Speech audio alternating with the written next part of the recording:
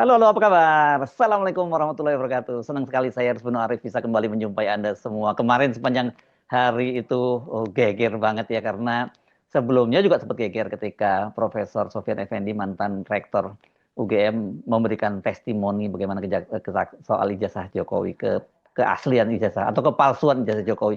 Tapi tiba-tiba kemudian Pak Sofyan Effendi membuat pernyataan, mencabut semua pernyataannya. Tapi sebenarnya persisnya nggak semua, karena yang dikomentari soal rektor UGM saja. Apa sesungguhnya yang terjadi? Karena saya dalam konten sebelumnya yang menyinggung bahwa ini bukan hal yang baru. Manusia Merdeka Said Didu sebenarnya sudah pernah berbicara dengan Profesor Sofyan Effendi tahun 2024, dan juga nih di Twitternya kan Said Didu menyatakan mengikuti detik demi detik apa sesungguhnya yang terjadi. Oke, saya ajak Anda langsung ngobrol. Assalamualaikum Bang Said Didu. Waalaikumsalam warahmatullahi wabarakatuh. Ini Ya. kayak memang ada kegentingan memaksa Oh, di berarti bangsa kan ini. memaksa. Malam-malam kita harus menjelaskan ke publik Ya. karena dinamika tentang Ya. ijazah palsu ini detik demi detik. Saya baru ketemu dengan Roy Suryo, Dr. Tifa, Hmm. kemudian Tiasno Sudarto tadi, baru aja. Jenderal Tiasno ya. Hmm. Jenderal Tiasno yang itu apa namanya temannya Sofyan Effendi di Maklumat Jogja itu kan Yes, ya, yang ya. mengeluarkan tadi. Nah, Hmm. jadi sekena. Bung Hersu tadi pagi kan saya udah tweet bahwa Ya. sekitar jam tujuan, Hmm. jam setengah tujuh pagi. Hmm. Biasanya kalau setengah tujuh saya lagi di masjid. Hmm. Nah, saya menyampaikan bahwa mohon teman-teman di Jogja menjaga Sofyan Effendi karena saya dapat informasi yang valid Hmm. bahwa dia sedang ditekan dan kemungkinan ada kriminalisasi. Itu Hmm. tweet saya setengah tujuh pagi. Hmm. Hmm. Dan saya minta Tanggal teman-teman di 17 Jogja, ya, tanggal setengah 17 tujuh, tadi pagi. tanggal 17 ya, ya, Nah, ya.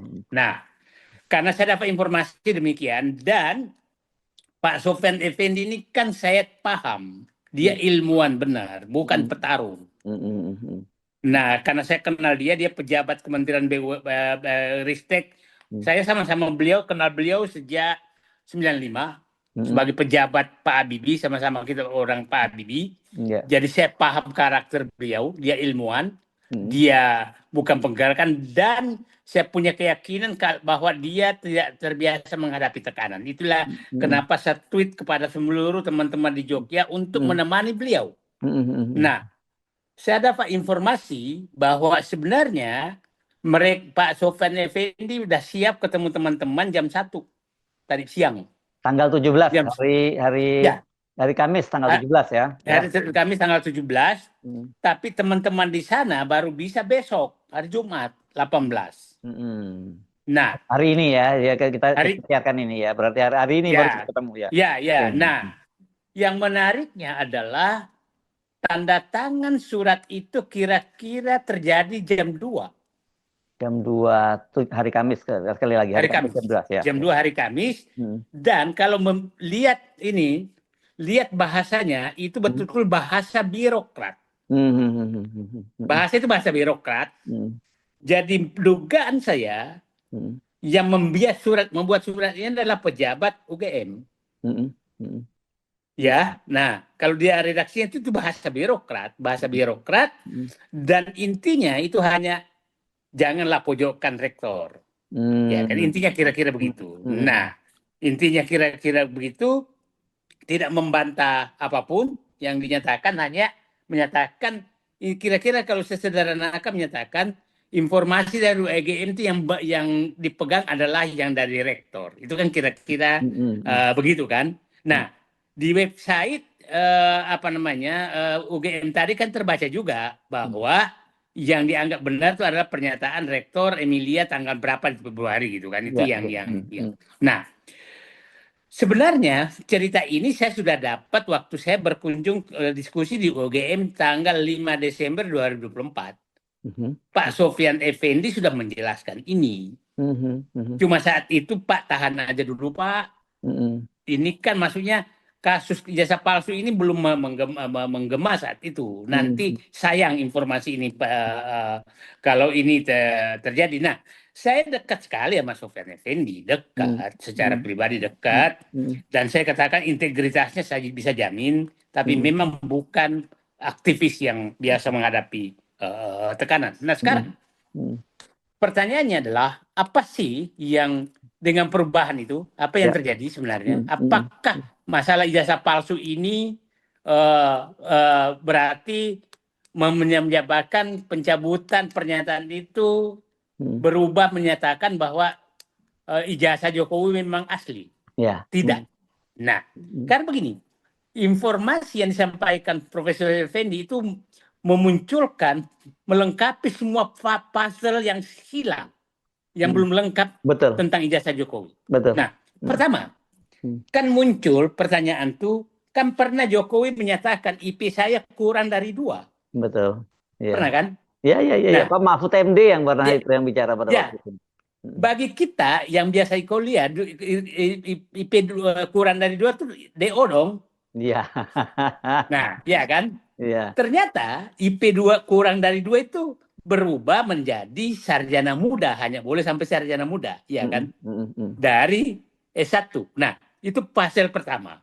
Hmm. Bahwa betul Pak Joko Widodo di bawah 2. Ya, Karena di dan bawah 2 ya. itulah, Hmm. maka tidak boleh menjadi sarjana, tidak boleh Hmm. menjadi insinyur. Hmm. Ya kan? Nah, pasal kedua yang hilang, yang terbuka juga adalah dari ini Bareskrim Hmm. yang dikemukakan Hmm. dari transkripnya dia bahwa Iya. nilainya itu memang di bawah 2 Hmm. dan Banyak itu C tertulis dan D-nya ya, lebih banyak C dan D ya. Hmm. ya, Hmm. dan di situ ditulis memang untuk sarjana muda, SPP-nya, ya kan? SPP-nya Ya dia bayar. ya, Hmm. bayar SPP-nya sarjana muda, Betul. artinya sudah terkonfirmasi semua bahwa Hmm. itu sarjana muda. Ini Betul. pasal yang hilang loh, Ya, di ya, bawah ya. 2,0 Hmm. dan sarjana muda. Nah, Hmm. yang pasal yang hilang juga bahwa lokasi KKN, sarjana muda kan tidak KKN. Hmm. Hmm. Sehingga tidak ada dokumentasi bahwa dia KKN, gitu kan? Hmm. Temannya KKN, Hmm. ya kan? Nah, pasal yang hilang juga adalah kok bisa kerja di kertas kerap Aceh. Kertas kraft Aceh ya, iya, oke. Nah, Hmm. itu kan dikemukakan bahwa ternyata berangkat sebagai sarjana muda, Hmm. bukan sebagai sarjana. Hmm. Nah, pasal yang hilang lagi bahwa banyak sekali menyatakan punya teman Hmm. di UGM, Hmm. tapi jarang sekali tidak ada yang menemukan foto wisudanya. Hmm. Artinya betul bahwa dia hanya sampai sarjana muda. Hmm. Oke.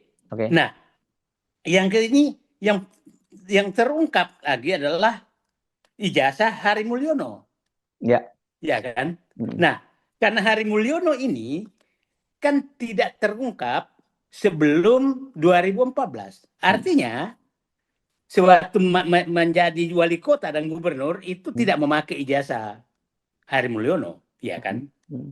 Nah, diungkapkan oleh ini bahwa itu dipakai gitu. Nah, itulah berarti memang baru ingin memunculkan ijazah setelah mau jadi calon presiden, Hmm. merubah jadi sarjana muda atau dokter Andes menjadi BSc menjadi insinyur gitu Hmm. kan. Nah, disitulah terbuka juga pasal bahwa skripsinya memang dibikin belakangan dan tidak diujikan gitu kan. Hmm. Nah, jadi saya katakan pernyataan Sofyan Effendi sudah mengkonfirmasi Hmm. pasal-pasal bahwa memang Joko Widodo ada satu lagi. Saya punya 2 teman bekas staf anak buah saya, Hmm. bekas Dirut Perhutani Hmm. dan bekas Dirut Intani Hmm. itu mengakui bahwa dia berteman dengan sebagai mahasiswa di UGM. Hmm. Jadi dia bilang pasti dia mahasiswa UGM. Tapi dia Oke. tidak pernah berani menyatakan ke saya apakah dia selesai apa tidak selesai. Hmm. Hmm. Nah, artinya bahwa Jokowi pernah mahasiswa UGM, iya. Ya. Tapi hanya sampai sarjana muda. Sama seperti yang dikatakan oleh Pak Sofyan Effendi ya. Sama dengan Jalan. Karena fakta-fakta itu ada semua dan tidak ada yang bisa menunjukkan bahwa dia memang selesai sarjananya. Nah, yang problem adalah begini.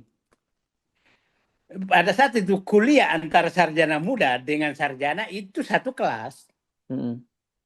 Ya kan? Satu kelas. Artinya bagi kita tidak pernah tahu apakah kalau satu kelas kita ini sampai sarjana atau tidak sarjana, Ya, ya ya. kan? Nah, sehingga mungkin yang lain itu sarjana, kok Pak Jokowi kok nggak ada? Dia nggak tahu bahwa dia hanya sampai sarjana muda, gitu kan? Nah, itu sepertinya puzzle ini menjadi sangat lengkap sekarang. Jadi cerita testimoni dari Sofian Effendi itu hanya merubah, melengkapi puzzle tentang Joko ijazah, Joko Widodo dan status sekolah Joko Widodo, ya kan? Itu menjadi sangat lengkap.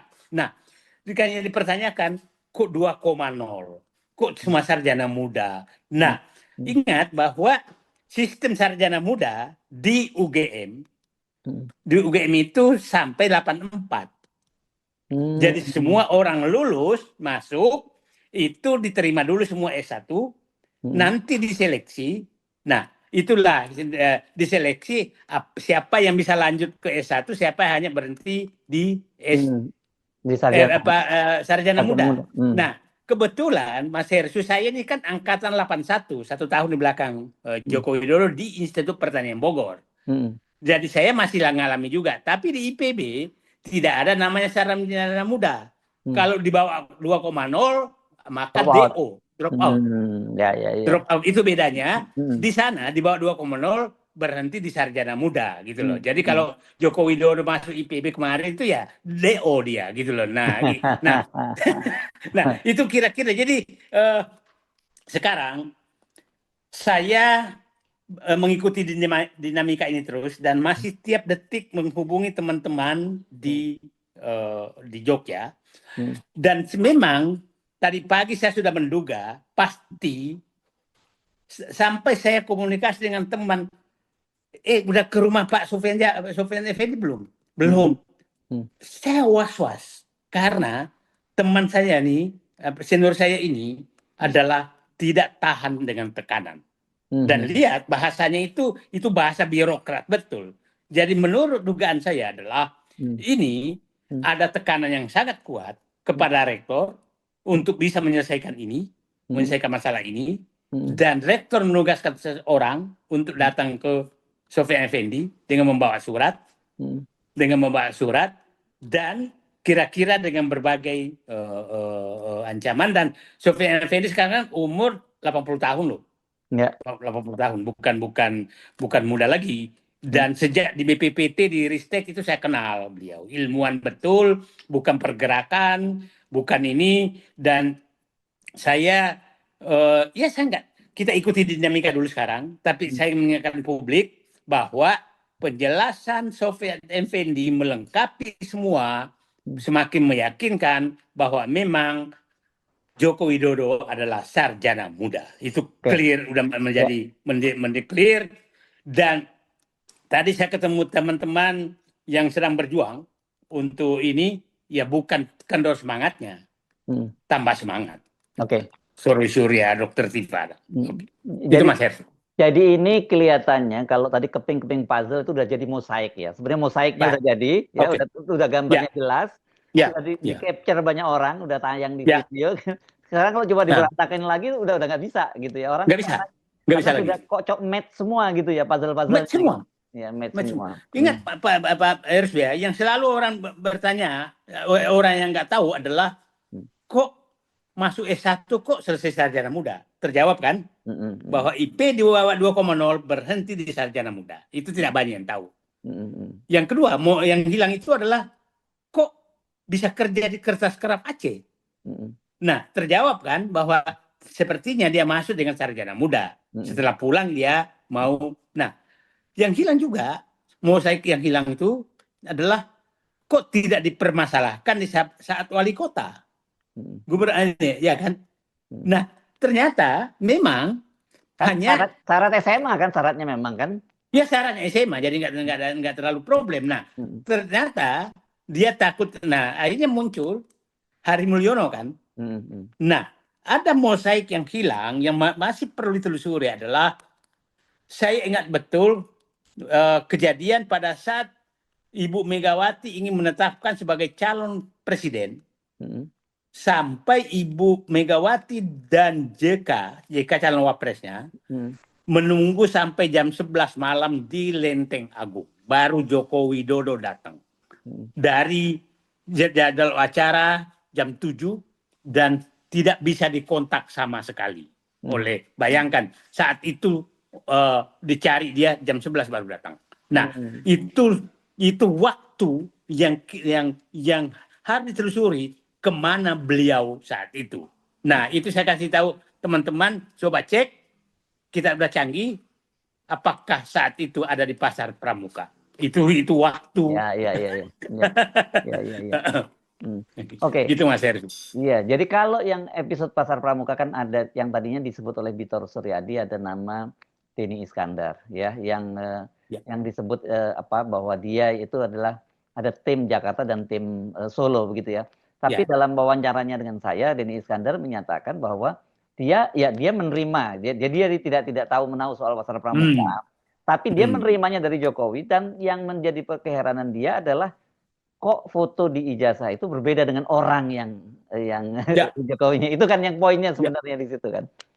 Nah, ada juga yang perlu ditelusuri karena setelah 2014 Heri Mulyono itu banyak orang tidak tahu ada di mana. Tahu meninggal 2018. Heri Mulyono ya. Ya, suaminya Hidayati. Ya. Itu juga mosaik yang hilang. Ya, oke. Nah, karena hilang setelah itu gitu loh. Ya. Hilang, meninggal 2018 di daerah mana. Nah, jadi ini semakin lengkap mosaiknya, lengkap mosaiknya gitu. Ya, oke. Jadi apa yang bisa kita simpulkan dari yang saya kira ini masih dinamis ya, masih belum bisa dipastikan bahwa diputuskan bahwa ini dicabut sepenuhnya, karena seperti Anda sebutkan tadi, suratnya memang ambigu kalau menurut saya, karena dia merujuk hanya pada pernyataan Ibu Ova sebagai rektor gitu. Tapi kan kemudian dia menyatakan dia minta dicabut semuanya pernyataannya. Loh, yang sebenarnya bermasalah itu pernyataannya Ibu Ova saja, yang kita menduga-duga ada kaitannya dengan apa gitu, karena kan belakangan saya juga mendapatkan informasi tentang adanya kemungkinan Sandra seperti Ibu Ova berkaitan dengan KPR, terus kemudian ini soal pembangunan Gamma Fair dan sebagainya itu. Gimana itu, Bang? Saya ini menurut saya kekurang hati-hatiannya UGM juga, kan di pernyataan di websitenya itu tadi menyatakan sangat disayangkan ada pihak-pihak yang menggiring Sofyan Effendi membuat pernyataan yang bisa berdampak hukum. Itu kan berarti sudah mengancam ke Sofyan Effendi. Itu resmi loh di ininya websitenya. Ya, nah ini artinya ini sangat patut diduga bahwa yang mengancam itu lewat rektorat kepada Sofyan Effendi, karena itu website begitu. Nah, bahasanya itulah bahasa birokrat, bukan bahasa pernyataan maaf biasa itu. Itu kata kalimat. Ya. Nah, jadi saya yakin kejadian tadi itu mungkin sekitar jam 2 itu terjadinya. Kenapa? Begini. Pernyataan maklumat Jogja yang isinya itu kan ada 4 orang. Yang kapan ini? Tiasno Sudarto, Sofyan Effendi, Prof. Wahab, dan satu yang sudah almarhum. Jadi 3 sekarang kan? Ya kan? Nah, itu kan keluar sekitar jam 1. Dan itu masih dibaca oleh mereka bertiga. Nah, yang dia sekretarisnya kan Pak Sutoyo tuh. Keluarkan kan sekitar jam 1. Artinya setelah itu keluar baru tanda tangan. Nah, tanda tangan pernyataan Sofyan Effendi bahwa dia mencabut. Artinya sampai tanggal sampai jam 1 itu Sofyan Effendi masih di posisi karena saya dapat informasi dia baca itu. Karena mereka etikanya baru boleh keluarkan rilis itu pernyataan maklumat Jogja kalau sudah dibaca oleh kemarin 4 orang, 1 meninggal, 3 orang. Prof. Wahab, Jenderal Tiasno Sudarto, dan Prof. Sofyan Effendi. Oke, nanti dulu. Ini maklumat yang Jogja yang kapan ini? Tadi. Oh, yang tadi. Oke. Yang tadi. Nah, jadi saya mau mereka, loh, kok ya inilah detik demi detik berubah. Jadi, mari kita tunggu, siapa tahu Pak Sofyan Effendi mendapatkan hidayah malam ini, dan saya punya keyakinan bahwa Pak Sofyan Effendi itu pasti tetap di posisi menegakkan kebenaran. Saya punya keyakinan itu. Nah, yang ini yang saya takutnya, karena mungkin orang-orang tahu orang ini tidak tahan tekanan. Nah, itulah kenapa saya sangat was-was jam 7 kemarin Kamis pagi, jam setengah 7 Kamis pagi, sehingga saya bikin tweet kepada seluruh teman di Jogja untuk menemani Pak Sofyan Effendi. Nah, ternyata lebih duluan orang lain datang ke rumahnya untuk dapat tanda tangan. Yes, gitu, Mas. Ya, jadi kita belum bisa menyimpulkan bahwa, atau kemudian menyimpulkan bahwa semua yang diucapkan yang durasinya itu 1 jam 13 menit ya kalau nggak salah yang dia update itu semua kemudian dianulir semua ya, nggak seperti itu ya. Okay. Jadi anggaplah paling jauh dianulir. Tapi ini kan sudah melengkapi mosaik yang hilang. Iya, nggak ya itu. Jadi kita akan lihat di mana bolongnya orang ini, benar semua kok. Nggak ada lagi. Nggak ada lagi bolongnya. Pertanyaan kenapa menyatakan IP 2,0 kurang dari 2,0, Jokowi lo menyatakan. Kenapa Kasmujo menyatakan, pembimbing menyatakan tidak membimbing, ya kan? Nah, kenapa isu Hari Mulyono muncul? Kenapa isu tentang bahwa dia kerja di keras Aceh? Kenapa juga mosaik tentang kapan skripsi itu dibuat? Skripsi juga itu, ya. Kan semua lengkap. Semua lengkap sekarang. Jadi saya bilang dicabut pun itu hanya merubah menjadi dari bukti hukum menjadi informasi. Tugas berikutnya adalah mengecek apakah informasi yang disampaikan disampaikan oleh Sofyan Effendi yang melengkapi mosaik itu harus dibuktikan secara hukum. Kalau Jokowi harus membantah itu, kalau itu kan begini intinya, kau itu cuma sarjana muda karena IP-mu kurang 2,0. Tidak ada hak kamu maju menjadi sarjana. Kenapa kau bikin lagi skripsi? Dan satu hal lagi saya kira, selama Pak Jokowi masih terus tidak mau menunjukkan ijazahnya, orang tidak akan percaya, kan gitu ya. Bahkan kalau tadi mereka-mereka yang di Polda Metro Jaya itu akhirnya nanti yang jadi tersangka ada 12 orang itu akan jadi tersangka dan dihukum, tetap juga tidak akan mengembalikan kepercayaan publik bahwa itu betul-betul Pak Jokowi punya ijazah, kan kira-kira gitu ya.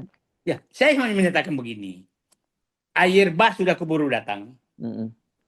Kalau air bah datang, maka siapkan saluran, jangan dibendung. Itu aja. Baik. Air bah tentang kebohongan Joko Widodo sedang mengalir deras. Joko Widodo dan timnya jangan coba menghalangi aliran air bah. Baik. Terima kasih Bang Zaidi, sampai ketemu lagi. Assalamualaikum warahmatullahi wabarakatuh. Waalaikumsalam warahmatullahi wabarakatuh.